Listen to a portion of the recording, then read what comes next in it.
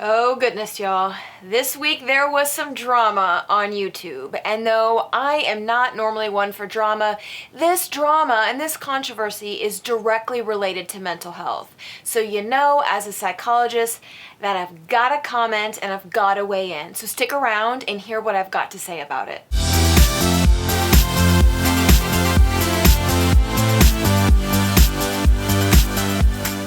Hey there, welcome back. I'm Dr. Allison, and if you're new here, then welcome for the first time.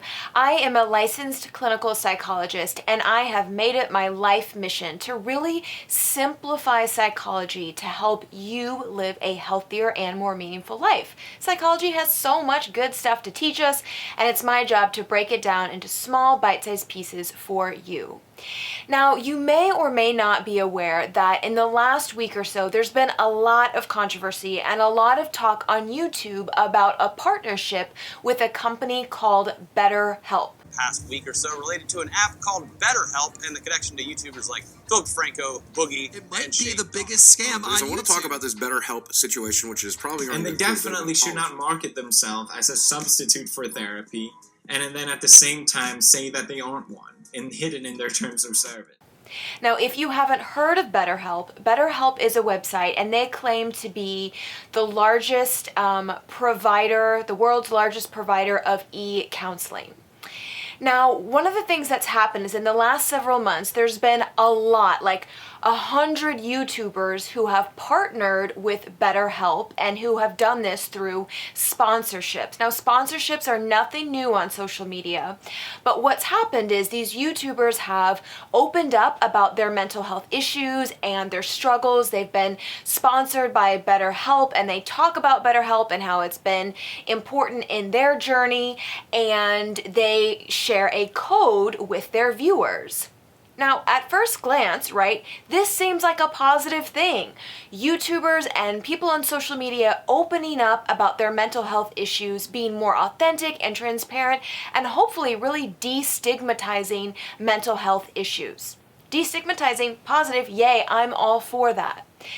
But as we dig a little bit deeper and as people started to talk more about these collaborations, they started to rub people the wrong way. Where this starts to get tricky and where people start to have some issues is that many of these YouTubers who talk about BetterHelp and are doing some sponsorships with them are reportedly getting up to $200 for every person that signs up for BetterHelp with their unique link. So let's say you watched a video and someone's talking about BetterHelp and they give a code or a link and you use that and you sign up for the service, that YouTuber is getting up to $200 for that. And so, this starts to get a little bit murky because what people are upset about is that it feels like YouTubers are profiting off their viewers' mental health issues. This starts to get murky. And it's also called into question, how authentic are these people being when they're sharing about their mental health issues? Again, transparency, authenticity, I love that. And I think we need more of that on social media. But often these people and some of these YouTubers are being authentic, we don't know, and they're sharing their story. But then when their viewers find out, wait a minute, but you're getting a kickback if I sign up, it prompts a lot of people to wonder, like, how honest were you being? Was that even true? And some people can feel misled or manipulated, and it just brings up a lot of issues that are really subtle and nuanced, but when it comes to mental health are totally important. Now, prior to all this drama on YouTube, I hadn't ever heard of BetterHelp or really some of the other companies out there. Like, I've heard of them, maybe seen them, but I don't really know much about them. So I took this opportunity to really dig deeper and to look at these platforms and some of the services that they offer. Now, I'm going to look down a couple times because I'm referencing this on my computer because I really want to make sure I'm getting the wording exactly right. So the mission for BetterHelp and a lot of these companies is they want to make counseling more accessible, affordable, and convenient so that anyone who's struggling can get help. Okay, again, at first glance, this seems awesome, right? We are making therapy and counseling and mental health treatment more accessible. That is amazing, and I am all for that. However, pause, disclaimer, where this starts to get tricky is that when you read the fine print, when you read the terms and conditions, it's not therapy like we know it. A lot of the things that you can get from traditional face-to-face therapy, or even if you're doing therapy, over a video screen or a video conference, this service and this platform doesn't support. So let me read some of those things to you. So it says that we cannot assess whether the use of this platform is right or suitable for your needs. And then in all caps, it says the platform does not include the provision of medical care, mental health services, or other professional services by us. Okay. When you go or seek out therapy, that's exactly what you're looking for, is mental health services. It says that you agree that the counselor services are not a complete substitute for face-to-face examination and or a session by a licensed qualified professional. You should never rely on or make health or well-being decisions which are primarily based on the information provided as part of the counselor services. Like, I know this sounds like mumbo jumbo, but when you read it, basically it's saying, this is not a substitute. That's what it says. This is not a substitute for face-to-face therapy. And that's what so many YouTubers and so many people are touting some of these services to be. But it even says, that it's not intended for diagnosis or recommendations about treatment, and you should disregard any such advice delivered through the platform.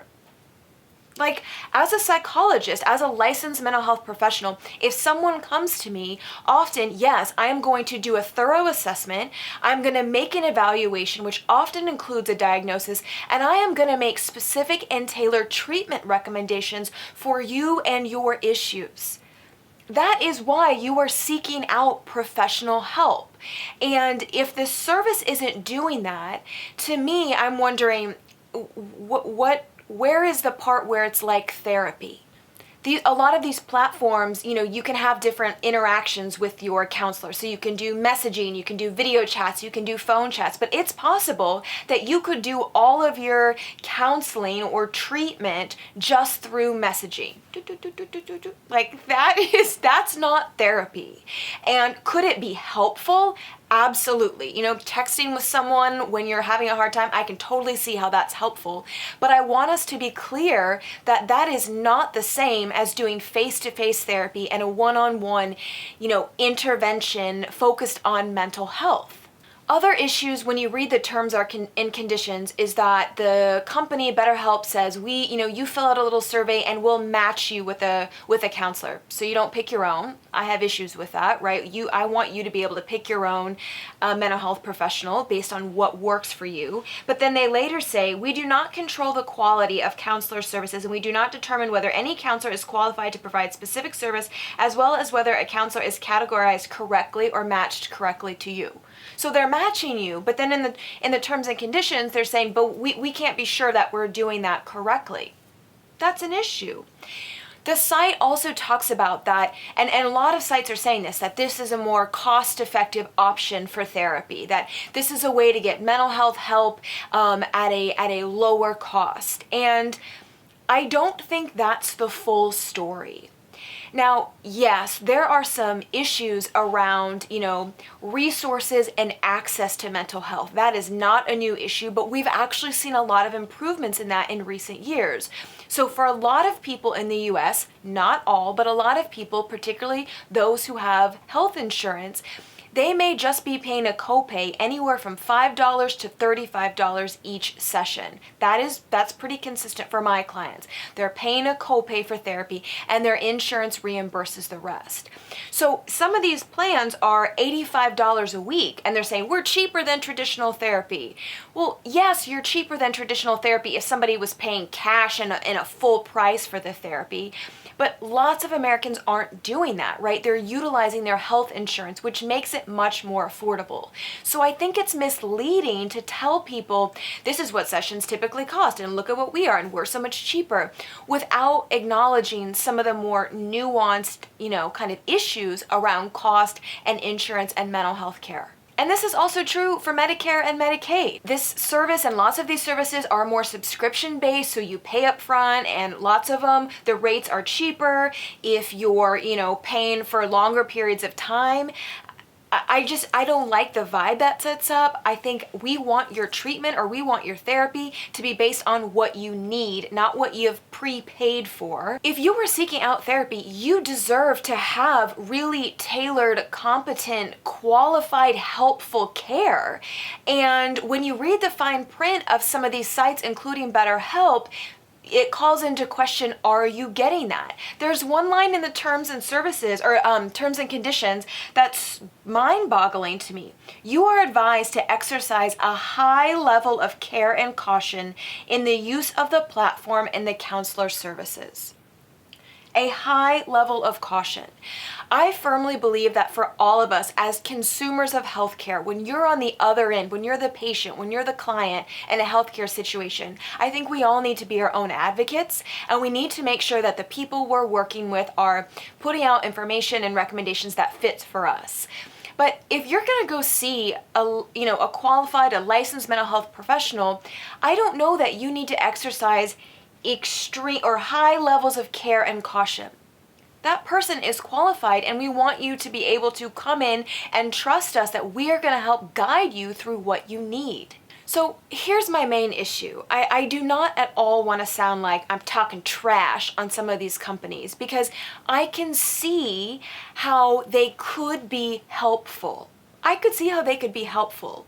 However, they are being touted as being similar to therapy or being the same as therapy, as being with someone face to face, and that is not the case. There is so much goodness and nuanced treatment that happens in therapy that this app or this website, this platform is saying we don't do, we can't guarantee. And that is a problem.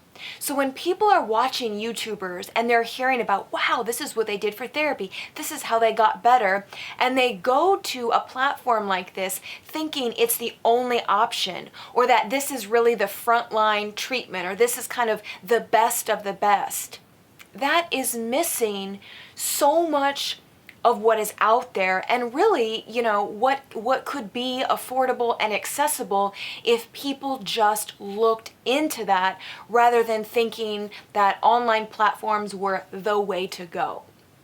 Also, if you're watching this and you're thinking, Allison, you're just saying this because, you do face-to-face therapy and you don't want to lose clients. I assure you that is not the issue. My practice is actually full. I'm not even taking new clients. So this is not about that. I'm going to do a video in the coming weeks about online versus face-to-face therapy. Video conferencing with a therapist versus seeing them kind of face-to-face and in real life. And I'm going to talk about some of the pros and the cons. That's not what this is about. This is about a service that's sort of being pitched as counseling therapy, just like you were sitting across from someone.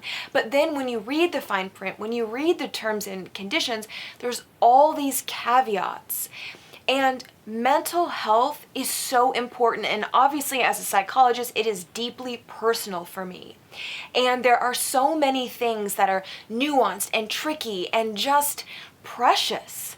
And in this big box, e-platform, I think we are missing those. And missing those when it comes to humans and their mental health can have huge consequences. I think the reasons that, these companies and platforms are starting to pop up really is there's kind of two parts to it. One is that it just feels like everything is moving towards technology and tech and the internet and the computer. And so I think that's just happening in spaces everywhere. And so, of course, that is happening in healthcare as well. But the other issue is that I think, mental health stigma, talking about mental health issues is a huge problem. And I do think that we are making snail's pace progress on that.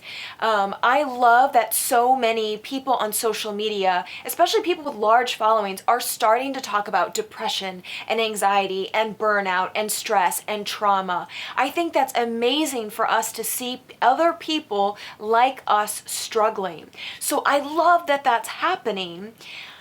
I think the issue is that when we're pushing these online platforms as really the treatment of choice, you can stay in your 1-bedroom apartment with the lights off under the blanket and do your treatment that way. I want you to get out in the real world, because connecting with people face to face, hearing other people's struggles, seeing the world through a different lens, that is so critical when we're talking about mental health. The value of human connection and getting out and getting uncomfortable, that is so important. And I think a lot of these online platforms really are lacking in that, but they're not talking about that component and the implications of it missing. So my caution to you, or my encouragement to you, is this. If you are looking for mental health treatment or services or help, look, right? I want you to get engaged and plugged in. I want you to look at all of your options, right? Talk with your insurance company. Look at what's available in your community. Many communities have low-cost options. You can look into these online platforms, but I want you to look with a very critical eye and be sure, am I getting what I want? Am I getting what I need? And I think for a lot of people, they're not going to get their needs met through some of these platforms and apps where you could technically just message with someone. We can do better than that. There is better than that available and out there, and you deserve that. So if you need that, I'm actually going to put a link in the bottom here. I've written a previous post on how to find a therapist and how to get connected in therapy, so I'll reference that there. And if you have questions or comments, please leave them below, and I will do my very best to respond. I'm usually pretty quick with my responses.